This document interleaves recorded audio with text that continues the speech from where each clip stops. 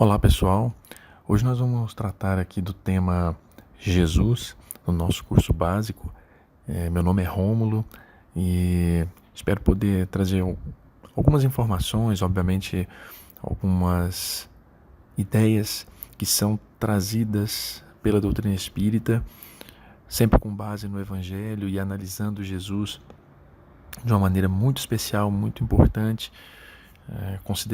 colocando no seu devido lugar Jesus, que é considerado e obviamente estudado por toda, a estrutura do movimento espírita como o governador do planeta. Para tentar tornar um pouco didático esse nosso momento, vou adotar um pouco a sequência do material que vocês recebem e trazer alguns elementos diferentes, que estão em várias obras da doutrina que são estudadas. Mas, a princípio, esse conceito de governador do planeta, ou governador espiritual da Terra, é uma designação extremamente importante, não só pela figura ímpar que é, como já desde os tempos dele já se falava. O senador, por exemplo, Públio Lentulus, que escreve uma carta a Roma contando dessa figura de Jesus, o narra com extrema beleza, com extrema admiração, mostrando assim uma serenidade, uma força, uma espiritualidade impressionantes, na figura de Jesus. E embora o descreva apenas de maneira física, contando como era seu cabelo, a sua barba, mas ele destaca também o jeito de olhar, a maneira de ser, mostrando que era uma figura bastante diferente dos demais que ele já havia conhecido. Mas esse conceito de governador do planeta, ele vem, na verdade, sob a mediunidade de Chico Xavier, pelo Espírito Emmanuel, trazido no livro A Caminho da Luz. E esse conceito, ele é extremamente importante se entender, porque de alguma forma traz a ideia de que houve, quando da criação do orbe, da órbita da Terra, da construção de todo o a nossa galáxia, no caso a Via Láctea, nosso sistema solar especialmente, foram designados espíritos que iriam, na verdade, coordenar esses projetos. Então aí está o primeiro item importante, porque dentre vários espíritos possíveis de fazê-lo, Jesus foi escolhido para se responsabilizar por essa nossa estrutura terrena. Então daí parte a ideia de que inicialmente, como será ainda estudado no decorrer desse curso, havia outros espíritos com essa mesma condição de fazê-lo, e Jesus foi escolhido para fazer isso. Essa é uma ideia interessante porque já mostra que Jesus, na verdade, fazia parte de uma comunidade de seres que há 4,5 ou 5 bilhões de anos atrás já eram capazes de coordenar a construção de um planeta, de estruturar toda a vida de um planeta, seus aspectos biológicos, físicos, químicos. E isso mostra a grandeza e a dimensão da figura de Jesus. Não era, na verdade, uma pessoa com a qual nós possamos achar um equivalente. Jesus se parecia com tal pessoa, porque de fato essa ideia já nos mostra que esse perfil de espírito está numa dimensão ou numa estrutura muito avançada, talvez inimaginável para nós calcularmos a habilidade.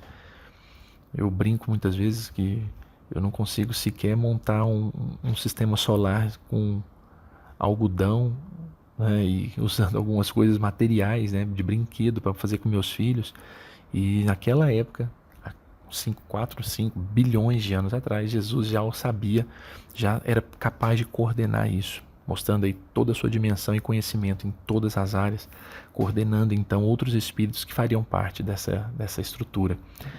E aí, obviamente, os conceitos que são trazidos no livro, especialmente no Evangelho, no livro bíblico, quando João menciona que no princípio era o Verbo, e o Verbo estava com Deus, e o Verbo era Deus, você percebe aí a relação mais exata e mais precisa dessa figura de Jesus como então uma espécie de ser designado pela divindade.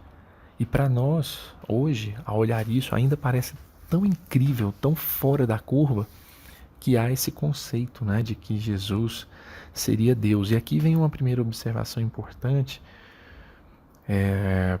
com todo o devido respeito, obviamente, aos credos religiosos que adotam esse critério de colocar Jesus e Deus como uma mesma estrutura, separados aí por questões de fé, mas obviamente como um Deus. A proposta de Jesus ser considerado um Deus não coaduna ou não fecha com a proposta monoteísta efetiva. Nós temos um Deus e, nesse sentido, o Livro dos Espíritos nos esclarece que Deus é único. Se tivessem outros, não seria Deus por si só, ou poderia haver dissensão ou até mesmo desentendimento entre eles, como os gregos acreditavam e os romanos também, ao mencionarem vários deuses que tinham propostas e entendimentos diferentes. Essa ideia, então, do Deus único, capaz de sobrepor-se, ser, na verdade, por esse motivo único, é que impede a ideia de que Jesus seja também Deus. E aí nós percebemos que, na prática, o que nós estudamos no Livro dos Espíritos, especialmente, já é um outro conceito, de que esse Espírito Jesus e outros tantos que estavam naquela condição angélica não foram criados assim. Eles, na verdade, se tornaram seres angelicais. Aos poucos, foram evoluindo, foram se transformando e chegaram a esse patamar, que é o que nós somos convidados a fazer no mesmo sentido, nos dando aí de alguma forma a certeza de que nós também chegaremos nesse patamar um dia. O que causa uma certa estranheza. Muita gente ainda tem assim, a sensação de que isso seria impossível. Mas na prática, com o exercício, com os estudos que ainda serão realizados aqui, não é o caso para hoje, nós vamos perceber que isso está muito mais relacionado à misericórdia, à compreensão e à justiça divina, de nos permitir, na verdade, evoluirmos, alcançarmos e aprendermos com uns, com outros e, obviamente, chegarmos a esse patamar. Não que isso seja um prêmio, é com um imenso esforço. Agora é interessante imaginar que se Jesus há 4 bilhões, há 5 bilhões de anos atrás já estava neste patamar, imaginem quantos séculos, milênios para trás ele já não estaria, na verdade, em desenvolvimento nesse sentido, mostrando aí que, de fato, a criação divina é algo espetacular e transcende muito a nossa capacidade de compreender desde quando Deus trabalha, desde quando Deus opera nesse sentido. Então, o conceito, obviamente, desse Cristo transcendental, um governador, é muito difícil de ser acompanhado por nossas mentes ainda um tanto limitadas. Mas esse conceito, ele na verdade nos mostra, nos dá uma permissão para outro caminho, de entender Deus, Jesus, na verdade, sobre uma presença, ou pelo menos senti-lo, não como esse governador distante. A gente vai tentar trabalhar também com aquela ideia do Jesus que está do nosso lado.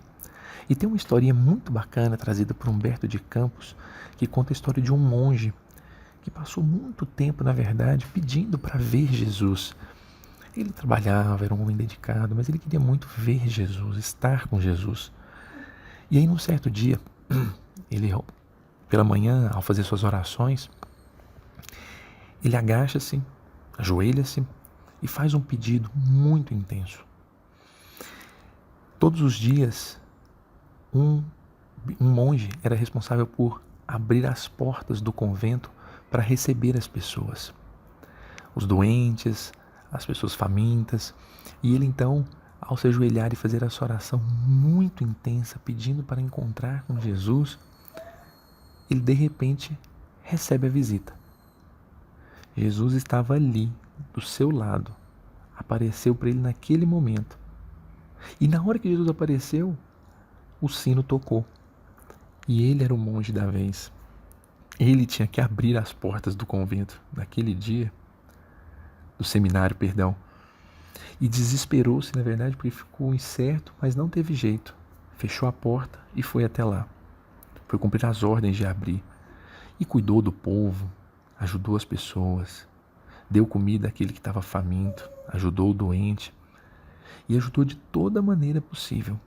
No fim do dia, quando ele voltou, ele olhou para lá e viu que Jesus estava ali, esperando por ele.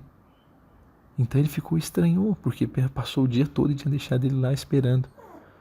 E aí Jesus então, nessa bela história, diz então a ele: se você houvesse permanecido aqui, ou não tivesse ido, eu teria fugido, pode ter certeza. Então esse conceito desse Jesus, na verdade, está muito mais associado à presença dele, não como um governador estanque, distante, mas que nos auxilia, nos inspira e está sempre ao nosso lado, cuidando da gente de alguma forma. É desse Jesus que a gente vai falar um pouco por aqui.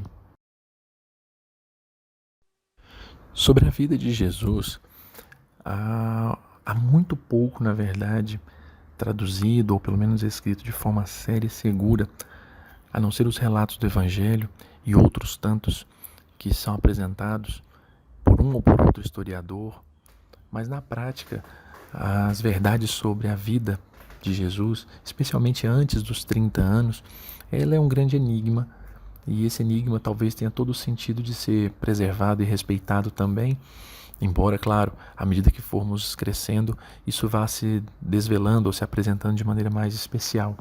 Há uma série de livros que tratam a respeito disso, uns com maior, outros com menor veracidade, mas o que se precisa entender ou imaginar é que a vida de Jesus, toda ela, provavelmente era pautada nas leis morais que serão estudadas nesse curso aqui, inclusive. Então, o respeito à lei do trabalho, lei de conservação, lei de amor e justiça, todas essas, na verdade, lei de sociedade. Provavelmente Jesus era um cidadão comum, um cidadão que viveu, na verdade, como os homens viveram, mas, obviamente, o diferencial não estava no aspecto da cidadania, da convivência comum, estava no aspecto moral. A diferença estava, na verdade, na espiritualização do ser, que sem dúvida alguma se manifesta desde a fase da infância, como ficou claro, por exemplo, naquele episódio singelo dos 12 anos, quando ele conversa com os doutores da lei no templo.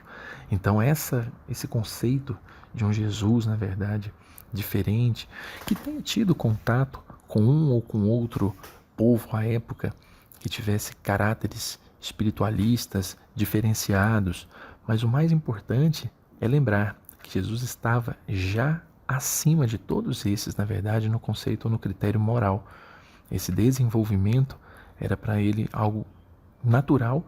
Então, por esse motivo, quando nós falamos ali, até no material do nosso curso, sobre os fatos extraordinários da vida de Jesus, aqui entra um detalhe importante, porque se Jesus era de fato um espírito de tamanha envergadura e ciência, muitos inclusive narram, e isso é uma possibilidade muito grande, de que Jesus não tivesse apenas a habilidade na carpintaria que o Pai lhe havia lhe passado, mas obviamente o manuseio com esses elementos naturais era algo tão comum a esse espírito que, por certo, pela humildade, e aí fica aqui uma opinião muito pessoal nesse sentido, pela humildade que vem junto com esse ser, permitir ao pai José que lhe ensinasse a entalhar a madeira era muito mais um exercício de singeleza, porque na prática ele com certeza conseguiria fazer movimentar ou pelo menos trabalhar aquela matéria bruta de maneira muito mais intensa. Prova maior estão nas curas ou, obviamente, nas transformações consideradas, como nós vamos ver aqui agora, milagrosas, mas que na prática bastava saber fazer. Então, nesse sentido, Jesus se permite aprender, se permite escutar as pessoas, mas para dar-lhes a oportunidade de fazer-lhe também o bem, e ele, claro, o faria no mesmo sentido, cuidando não só de si, como de sua família toda. As especulações sobre irmãos ou sobre a mãe de Jesus, elas obviamente, elas aos poucos vão perdendo força à medida que nós vamos percebendo que em nada isso diminui a grandeza de Jesus. É um espírito como outros, e nasceu para poder, na verdade, nos auxiliar. Nesse sentido, quando nós pensamos então nesses fatos extraordinários que envolvem a vida de Jesus, é sempre bom lembrar que ele, na prática, não praticou os milagres como são tradicionalmente mencionados. Porque milagres, para num estudo simples sobre a figura de Deus, são, na verdade, derrogações da lei divina. Então, se algo perfeitamente normal ou natural, dentro das leis perfeitas desse Deus que sabe criar normas tão absolutas que elas não podem ser quebradas, isso nos dá, na verdade, aquela ideia como Kardec já trazia na codificação básica. É uma pergunta até antiga, feita, na verdade, por um grande filósofo, né, Immanuel Kant, que questionava aos doutores da sua época no seguinte sentido: Deus pode tudo? E as pessoas respondiam: sim, Deus pode tudo. Então Deus pode criar uma pedra bem pequenininha? Sim, Ele pode. E uma pedra bem grande? Sim. E uma pedra gigantesca, enorme, imensa? Sim, Ele pode. E Deus é capaz de criar uma pedra tão grande, mas tão grande, que Ele mesmo não possa carregar? E aí deixava as pessoas numa situação difícil, porque se elas respondessem, sim, Ele pode criar uma pedra desse tamanho, mas se Ele não pode carregar a pedra, então Ele não pode tudo, então Ele não é Deus. Por essas pequenas dificuldades, né, de acepção da figura divina, é que na verdade Kant entendia que a prática não é perguntar se Ele pode, é o para que Ele faria. Nada na criação é sem um propósito. Absolutamente nada. Nós vamos voltar a falar um pouco sobre isso. E a figura de Jesus representa bastante isso. Para que se derrogar uma lei perfeita? Para que um relojoeiro, como diz Kardec, criar um relógio absolutamente acertado, que não atrasa em nada, e ele mesmo vai lá e atrasa o relógio para mostrar seu poder sobre a sua criatura? É para mostrar na prática que não há sentido no que nós chamamos de milagre como derrogação da lei divina. Mas do contrário, Jesus, ante a sua grandeza, ante a sua evolução imensa, sabia manipular, sabia fazer da matéria algo extremamente usual ou fácil de ser manipulado ou trabalhado. A prova nos outros exemplos que existem sobre curas, é a prova clara de que Jesus tinha uma medicina acima, e muito acima, não é daquela época, é da nossa época. De qualquer época que nós possamos imaginar ainda, tendo em vista a sua habilidade de fazer isso como se simples fosse. Não é? As ideias de, como mencionado na apostila de cada um aqui, das ressurreições, de fazer as pessoas acordarem, Jesus conhecia hoje coisas que a medicina, na verdade, agora começa a se despertar e perceber. As pessoas que passam por situações em que efetivamente, como dizia Jesus, dormem, não estão mortos. Transformação de água em vinho, coisas que parecem absurdas, como andar sobre as águas, obviamente para nós tem todo um caráter de absurdo, mas como disse, todas essas ideias inclusive surgiram com o decorrer do tempo, talvez não agora, mas com o decorrer do tempo, a leitura do livro A Gênese, que lá tem lá milagres e predições, em que em que Kardec destaca um estudo mais detalhado, não querendo explicar, mas de alguma forma trazendo, com base nos conceitos já trazidos pela ciência moderna e também pela ciência dos espíritos, algumas informações a respeito disso para o nosso entendimento. Nesse conceito, cabe aqui uma menção muito especial a livros que têm tratado de Jesus nos dias de hoje, especialmente os livros da área psicológica, como o de Joana de Ângeles, por exemplo, mostrando as passagens de Jesus sob uma ótica de nos acerenar o coração, nos preparar para as dificuldades, né, para as angústias, para as dores, porque muita gente escreve ainda sobre Jesus, traduz suas ideias, seus conceitos, e a gente às vezes fica assim um pouco encantado demais, mas esquece que na prática Jesus de fato só tem sentido se nós imaginarmos, e aí é onde nós conseguimos compreendê-lo, sob o aspecto moral. Não que nós consigamos fazer como ele fazia.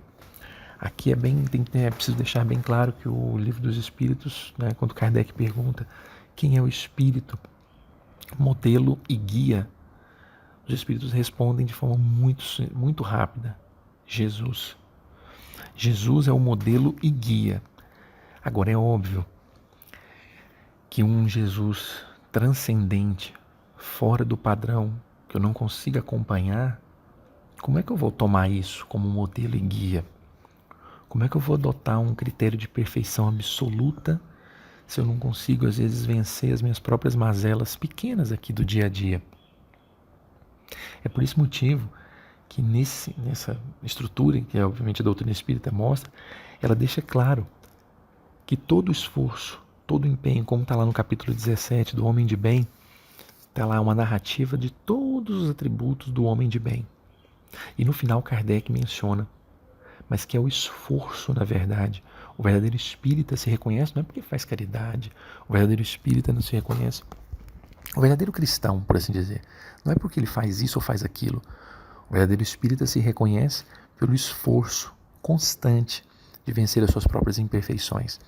Então, nesse sentido, vencer as próprias imperfeições é vencer o egoísmo, o orgulho, a vaidade. E nesse sentido, vejam, Jesus, nesta condição de espírito muito evoluído, sujeitou-se a encarnar. Não bastou só construir o orbe planetário, não bastou só elaborar toda a estrutura física, não bastou só, segundo obras também estudadas, recepcionar e trazer cada espírito que aqui encarnou para que pudesse coordenar tudo isso no decorrer de todos esses milênios. Ele veio a nascer aqui. E essa ideia de Jesus nascer num corpo, quando há bilhões de anos já não precisaria disso de jeito nenhum, mostra aí, obviamente, um exemplo de humildade absoluta e que se permitiu, de alguma forma, sujeitou-se, inclusive, às mazelas daqui, como se o mundo estivesse vencendo desde o seu nascimento. O nascimento é simbólico, porque ele mostra ali uma manjedoura.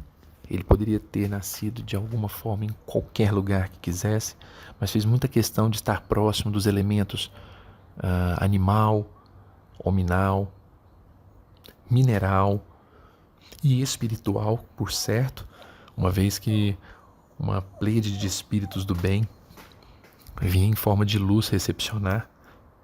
E obviamente no seu desencarne, simbólico também, chamado por todos os estudiosos como o imolado na carne, ele então precisou passar por experiências como essa para que pudesse nos ensinar de alguma forma também.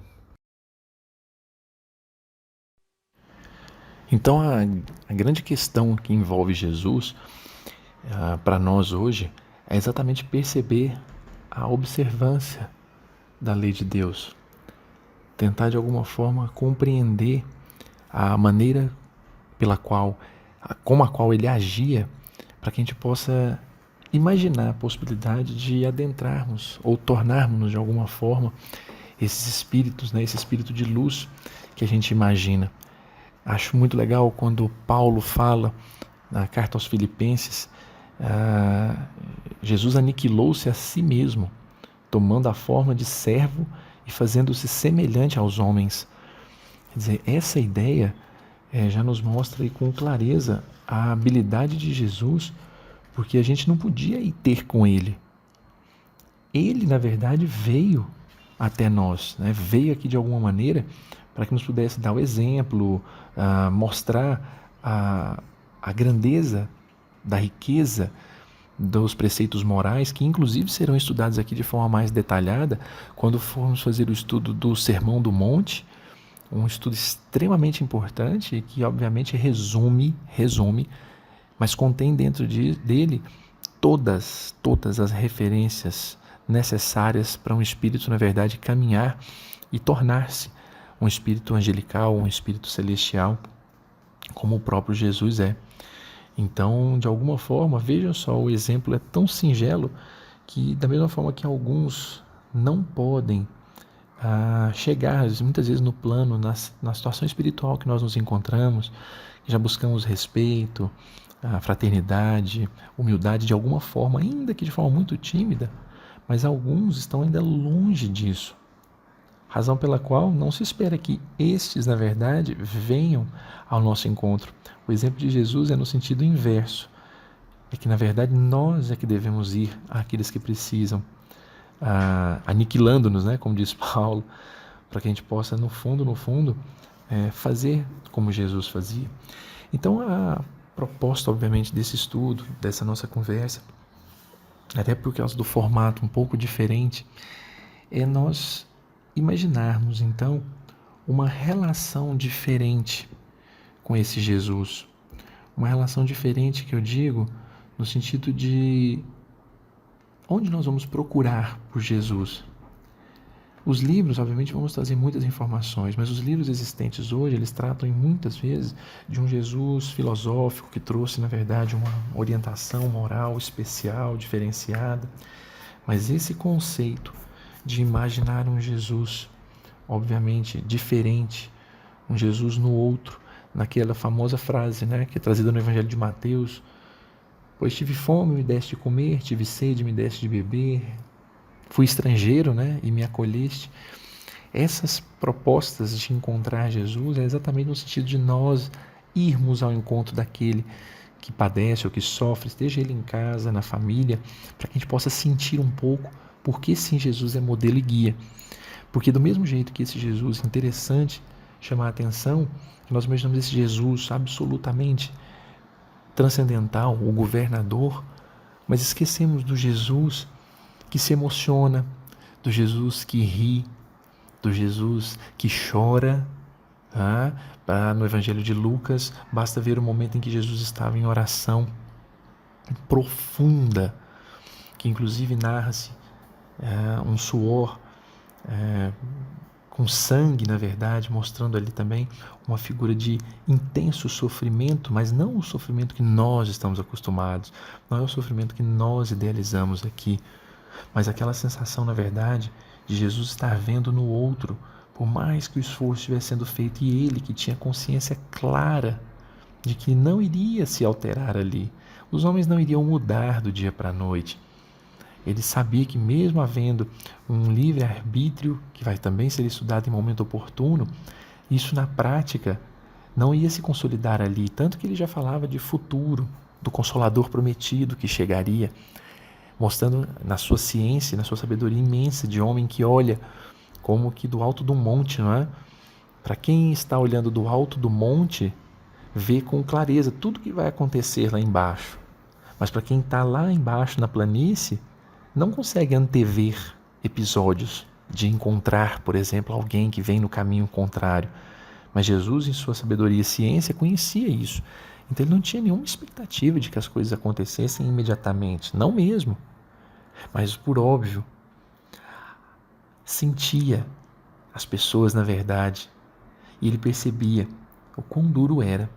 E curioso que no Evangelho de Lucas, quando ele estava nesse momento de oração, antes de todo o desenrolar de sua prisão e crucificação, menciona-se que um anjo veio do céu a consolar. Um anjo que vem do céu a consolar Jesus me dá a certeza de que Jesus ou era um igual ou era um maior. Porque eu não poderia imaginar que alguém menor ou que não compreendesse Jesus pudesse consolá-lo. O que eu queria dizer para Jesus nessa hora? Mas diz que um anjo veio a consolar. Então, para mostrar que, obviamente, Jesus tinha alguém igual ou ainda maior que pudesse consolá-lo, mostrando aí de novo a sua humildade, que mesmo como governador do planeta, recebe de Deus um consolo, um carinho, um afago. O que dizer nós, ainda pequenos aprendizes nesse sentido? Então a ideia de imaginar Jesus é algo tão especial, é algo tão grande, são tantos os assuntos que envolvem a figura dele, e às vezes nós nos preocupamos com, por exemplo, minúcias, com o corpo de Jesus, há um travamento de uma discussão bem interessante no meio espírita, inclusive, porque um estudioso grandioso também, Dr. Rustem, que dentre os vários elementos que trouxe, mencionava que Jesus teria um corpo diferente dos demais. E Kardec não ia ao encontro dessa alternativa, porque entendia ele que, na prática, Jesus, que não veio destruir a lei, mas dar-lhe cumprimento, não faria uso de algo diferenciado, porque isso envolveria exatamente uma quebra dessa lógica de perfeição divina. Então, por esse motivo, houve uma discussão, uma dissensão naquela época, e ficou bastante claro para Kardec que Jesus passou pelos mesmos critérios. Mas, obviamente, quando nós vimos no Evangelho de Mateus a descrição de toda uma cadeia genealógica, é bem provável que essa cadeia genealógica tenha sido construída, e não casualmente, mas direcionada para elaborar, sim, um corpo capaz de fazer tudo o que Jesus pôde fazer. Então, nesse sentido, é óbvio que o organismo físico também tem que estar de acordo com a condição do espírito. E isso, no estudo sobre evolução, por exemplo, que há de ser feito mais adiante, fica bem claro quando você percebe que há, na verdade, um espírito que engrena num organismo físico e ele vai dando a ele novas potencialidades.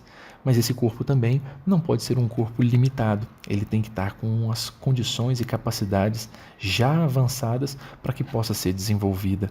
É bem provável que isso tenha acontecido no caso de Jesus. De outra feita também se discute muito a questão do desencarne, o corpo de Jesus ter desaparecido. Do mesmo jeito, questões que estão muito além da nossa compreensão, mas que não podem, na verdade, derrogar nenhuma das leis divinas. Jesus não veio aqui para isso, veio para dar-lhe cumprimento. Então, esse encaminhamento de detalhes sobre a vida de Jesus, sobre o âmbito material, se perdem ante a grandeza do aspecto moral, da estrutura moral, da busca por esse Jesus como transformador da humanidade nesse sentido. Então, o convite desse estudo nosso, já encerrando, é exatamente para que nós conheçamos um pouco dessa figura, e esse conhecimento não se dá de qualquer maneira. Eu sugiro, em especial, além da leitura, claro, do Evangelho, que nós façamos leitura de livros com um tanto de atenção, e para não tumultuar muito, sugerirei um em específico, o livro Boa Nova, do espírito de Humberto de Campos, pela psicografia de Chico Xavier. Ali há relatos que não constam no trecho bíblico e que eu conclamo a todos que façam a leitura para que possam verificar a perspectiva de um Jesus humano, um Jesus próximo, para que nós possamos entender que esse Jesus, hoje, ele estaria sim, com certeza, andando entre as pessoas com maior dificuldade, como fez no passado, que não é um ser estranho, uma pessoa diferente do padrão, mas é um médico de homens e de almas de fato, é uma pessoa próxima e que basta, na verdade, nós adentrarmos nesse critério moral que ele nos convida para podermos, de alguma forma, imaginar como seria andar ao lado dele. A inspiração está nesses elementos de que ele nos conhece profundamente e que nós estamos aos poucos buscando compreendê-lo. É esse o convite que a doutrina espírita faz na proposta de conhecer Jesus, de alguma forma identificarmos as nossas limitações e buscarmos neste modelo e guia que, como disse, também sentia saudade, sentia alegria, sentia felicidade e, obviamente, os momentos em que teve angústia aqui foi exatamente para nos demonstrar que não há, na verdade, uma frieza, um espírito puro e superior, por mais que ele compreenda e entenda todo o enlace, toda a circunstância pela qual a humanidade passa, ele não é frio. Vide exemplos de espíritos comuns que atuam hoje nesse nosso orbe, como Bezerra de Menezes, que estão sempre mandando, encaminhando mensagens de carinho, de afeição e, claro, de preocupação com a forma e o comportamento humano, mas não são frios em relação a isso. Querem nos ajudar. Jesus, em sua máxima expressão de amor, obviamente, o faz ainda de maneira muito intensa e constante. Eu deixo como último recado, e na verdade uma mensagem final, para que a gente possa refletir e pensar com muito carinho, uma poesia que mostra de fato o quanto Jesus era grande, o quanto na verdade Jesus é muito maior do que a gente pode imaginar. É um poema que narra uma história contada inclusive por Humberto de Campos do retorno de Simão Pedro, quando desencarnado, Simão Pedro teria se encontrado com Jesus, e nesse encontro com ele, Pedro então diz que estava cansado das mazelas do mundo, pedindo então que houvesse descanso, e Jesus lhe permite descansar, ele que havia trabalhado tanto, feito tanto pelo cristianismo, que ele pudesse descansar, mas que ele, Jesus, iria retornar ao trabalho para poder cuidar das pessoas, porque enquanto houvesse um gemido nessa terra, ele não poderia descansar. Então aí está a grandeza e a figura de Jesus sob uma ótica não transcendental, não mística, mas um Jesus de fato que foi criado simples e ignorante, passou por todas as etapas de evolução, tornou-se um ser angelical, foi designado por Deus para cuidar dessa orbe e sabe-se lá Deus de outras quantas, mas capaz de fazer isso, e veio fazendo isso com esmero, com zelo, mandando mensageiros aos poucos para que pudesse auxiliar tanto antes da sua vinda quanto depois da sua vinda, coordenando esse mundo com muito amor para que pudesse cuidar de nós. Diz assim, então, encerrando a nossa conversa: Simão Pedro desperta além da vida humana, retoma pouco a pouco as forças da memória. Terminara por fim a luta insana do flagelo por grande pesadelo, recorda a cruz do fim levantada ao avesso, que aceitara na terra por vitória. Sabe que está no além, pensando em recomeço do próprio apostolado. Onde estaria o mestre amado? E os outros companheiros de ânimo nobre e forte, que o haviam no mundo precedido, sob a perseguição sem pausa e sem sentido, ao encontro da morte? A brisa da manhã suave e cristalina trazia-lhe o perfume ao leito novo e alvo. Indagara Simão: que surpresa teria? Tocou o próprio corpo, achou-se são e salvo e chorava enlevado em suprema alegria. Alguns instantes mais e ouviu enternecidamente cânticos de louvor e saudação. Alguém surgiu à porta e, de repente, envolto em doce luz, a doar-lhe conforto e proteção, Pedro entendeu quem era e bradou-lhe: Jesus. Erguendo-se em seguida, leve e ágil, gritou: Ave, Senhor da vida! Cristo abeirou-se dele a enlaçá-lo sorrindo. Depois vieram outros companheiros, instrutores, amigos, mensageiros do júbilo fazendo o festival mais lindo. Pedro enxergou, feliz, os vergéis exteriores. Eram jardins imensos recheados de flores. E em profunda euforia o ditoso Simão tomou a si a mão que Jesus lhe estendia e disse-lhe, quase em pranto: Senhor, estou cansado. Não mais me distancies de teu lado. Trago comigo a dor dos que moram no mundo, aquele imenso caos cada vez mais profundo de penúria, fadiga e sofrimento. Não desejo perder as luzes que hoje alcanço. Permite-me, Senhor, ficar contigo neste celeste abrigo. Necessito de paz, de socorro e descanso. Ao mundo de onde venho, pelas tribulações padecidas no lenho, não mais quero voltar, desejo aqui viver contigo neste lar. Mas Jesus apontou-lhe o imenso espaço à frente e falou-lhe a sorrir: Fica, Simão, se estás contente. Estes sítios são teus, tanto quanto de todos os irmãos que serviram na terra a bondade de Deus. Cristo fez longa pausa e após explicou: Quanto a mim, não posso repousar. A construção do bem é o meu lugar. Ouve, Simão, enquanto houver na terra um só gemido, numa gota de pranto, enquanto houver no mundo um coração caído, devo esforçar-me por permanecer no trabalho do amor que é meu dever. Mas descansa, Simão, ver-nos-emos depois. Nunca houve distância entre nós dois. Afastou-se Jesus. Entretanto, Simão, fitando o excelso amigo, bradou sem vacilar: Senhor, eu vou contigo. No passo firme do Divino Mestre, ambos se retiraram das alturas, buscando a direção das faixas obscuras da vastidão terrestre. Na retaguarda, em paz, ficou a multidão, de almas angelicais numa doce canção, cujo estribilho recordava essa expressão de luz dos hinos galileus: louvado seja o amor, bendito seja Deus. Na verdade, esse trecho ele é do livro Alma e Vida, de Maria Dolores, extraído, né, e trabalhado de forma poética para que pudesse ser trazido a vocês. E a sequência, inclusive, mostra esse retorno, aí sim, por Humberto de Campos, o retorno de Jesus com Pedro e o trabalho que foi realizado com aquele que havia sido o algoz de Pedro, e Jesus, na verdade, o colocando bem de frente para que pudesse ajudar, então, aquela alma em sofrimento que havia maltratado tanto Pedro e agora estava ali sendo ajudada por ele. É isso, meus amigos. Há muito se falar, muito se estudar sobre Jesus, mas de alguma forma a perspectiva da moral é que é o grande trabalho a ser realizado, e isso vai ser feito no decorrer dos próximos estudos, deixando aqui um pouquinho dessa mensagem sobre esse grande médico, esse grande amigo, esse grande governador, esse grande irmão que é Jesus. Um abraço a todos.